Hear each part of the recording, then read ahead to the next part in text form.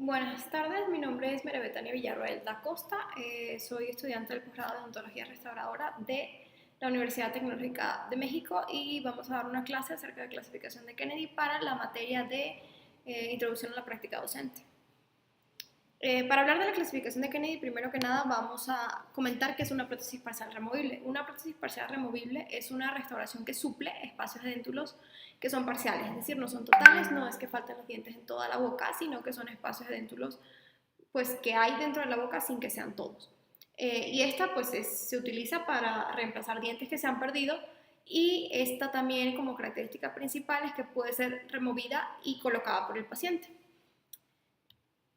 La confección de una prótesis, para poder lograr la confección de una prótesis parcial removible, se deben de dominar los conceptos elementales del ramo, como qué es una prótesis parcial removible, para qué sirve, y evidentemente pues también debemos manejar todo lo que es el diagnóstico, cuáles son todas las herramientas diagnósticas a considerar para poder diagnosticar a un paciente que necesite una prótesis parcial removible y asegurarnos de que este sea el tratamiento indicado para el paciente si es el caso en que lo necesite.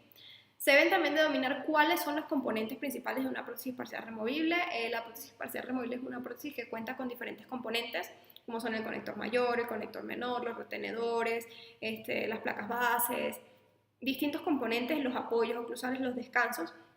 Se deben de dominar cuáles son todos estos componentes y qué tipos dentro de cada componente existen. Por ejemplo, dentro de los retenedores hay distintos tipos de retenedores, pueden ser circunferenciales, pueden ser retenedores tipo DPI, y son conceptos que nosotros debemos de manejar para poder saber en cada caso cuál debemos usar.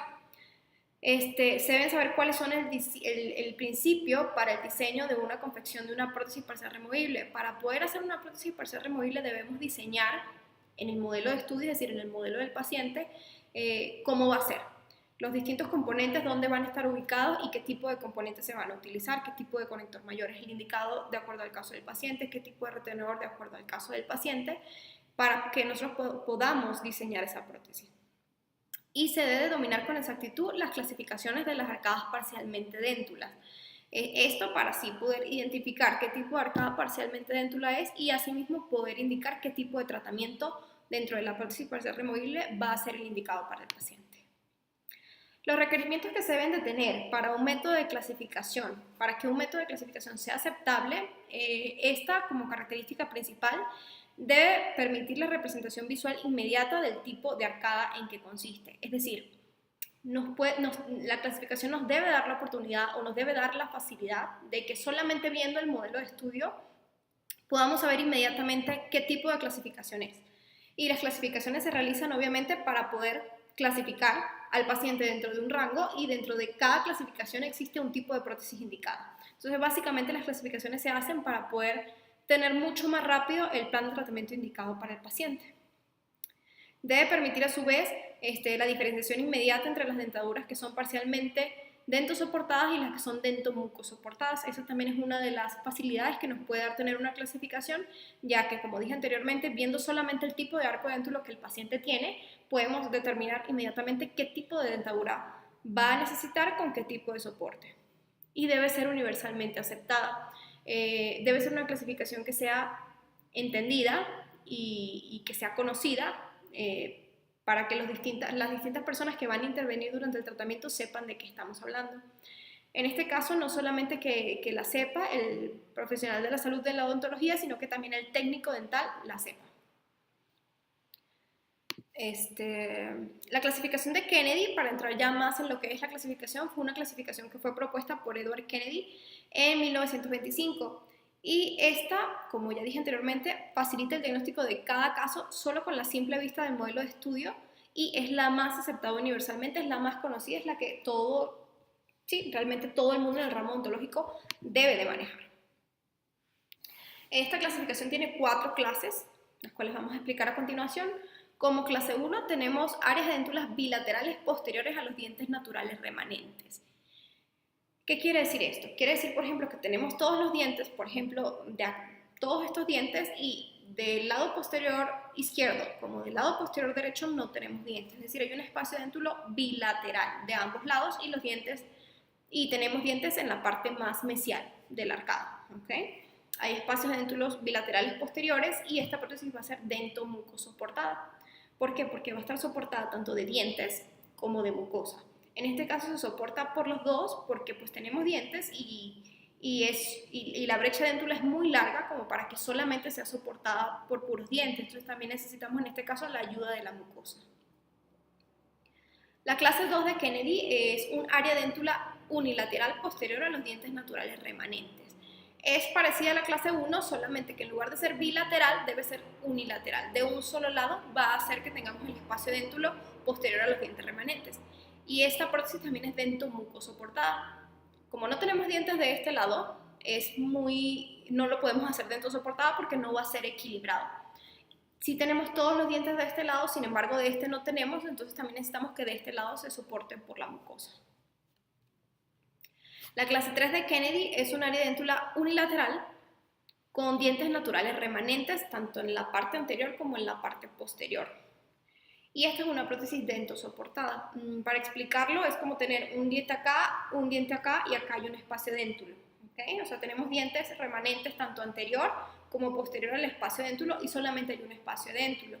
Y esta es una prótesis dentosoportada porque como tenemos dientes anteriores y posteriores, de estos dientes se puede retener perfectamente la prótesis sin necesidad de ayuda de la mucosa. Entonces, también por esto mismo, la prótesis que indicaríamos en este caso quizás no ser una prótesis tan grande o tan aparatosa porque pues tenemos más soporte dental, lo cual reduce un poco más los componentes.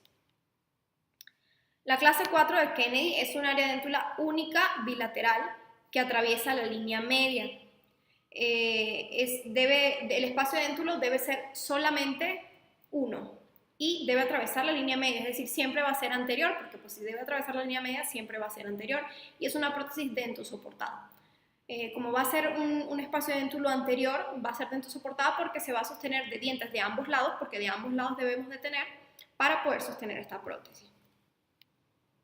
Estas son las 4 clases de Kennedy, son las universalmente conocidas y esta clasificación admite a su vez unas reglas. Estas fueron unas reglas que se crearon para poder facilitar la clasificación de las arcadas dentro de alguna de estas 4 clases, ¿okay? Y que sea mucho más fácil. Estas se conocen como las reglas de Applegate y fueron impuestas en 1954 y se consideraron porque hay situaciones en las cuales es difícil definir dentro de qué clasificación están las arcadas dentulas.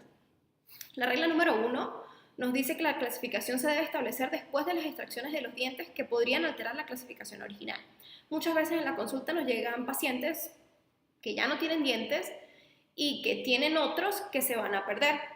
Es lógico que la clasificación la vamos a establecer una vez que los dientes que estén indicados para extracción ya se hayan extraído. No podemos hacer la clasificación antes porque una vez que extraigamos los dientes que hay que extraer, pues esta clasificación se modificaría.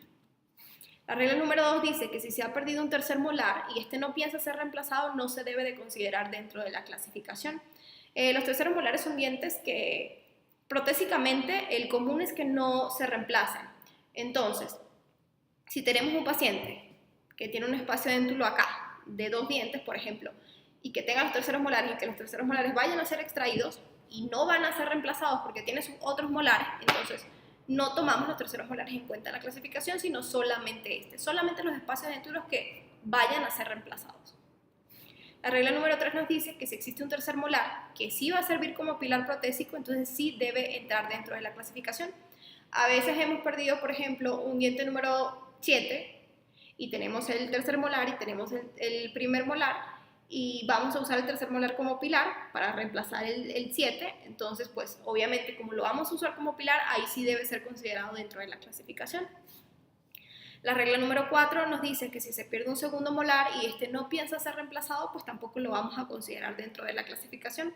También es común que nos llegue a consulta un paciente que quiera hacerse una rehabilitación oral de su boca y que por cuestiones de diagnóstico o por distintas situaciones del paciente en cuanto a su salud bucal, solamente vayamos a dejar una oclusión corta, es decir, hasta el primer molar, eso sucede mucho. En este caso, al igual que con el tercer molar, si no pensamos reemplazar el segundo molar, entonces tampoco lo vamos a tomar en cuenta para la clasificación.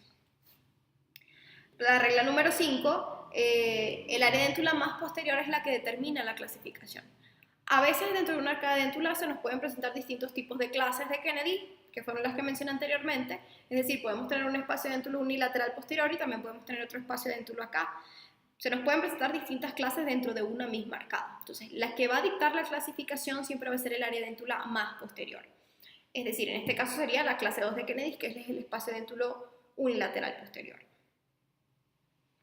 La regla número 6 nos dice que las áreas de déntulas que no estén determinando la clasificación, pero que de igual manera están presentes, se refieren como modificaciones y se designan por su número. En el ejemplo que puse hace un momento, si tenemos una clase 2 de Kennedy con un espacio dentulo acá adicional, sería una clase 2 modificación 1. Otro ejemplo, si tenemos la misma clase 2 de Kennedy con un espacio dentulo acá y otro acá, sería una clase 2 de Kennedy modificación 2, porque tenemos dos espacios de déntulos adicionales al que está determinando la clasificación. Es decir, en total hay 3 espacios de déntulos, pero el más posterior es el que va a dictaminar la clasificación y los otros 2 van a ser conocidos como modificaciones. Esta es la regla número 6 y la regla número 7 nos dice que la extensión de las modificaciones no se tienen en cuenta, sino el número de las mismas. Es decir, si tenemos esa clase 2 que mencionaba de un solo lado y tenemos una modificación donde el espacio dentulo es de 6 dientes, no importa el número de dientes perdidos, no importa la extensión del espacio dentulo, sigue siendo modificación 1 porque es solamente un espacio dentulo adicional al que determine la clasificación.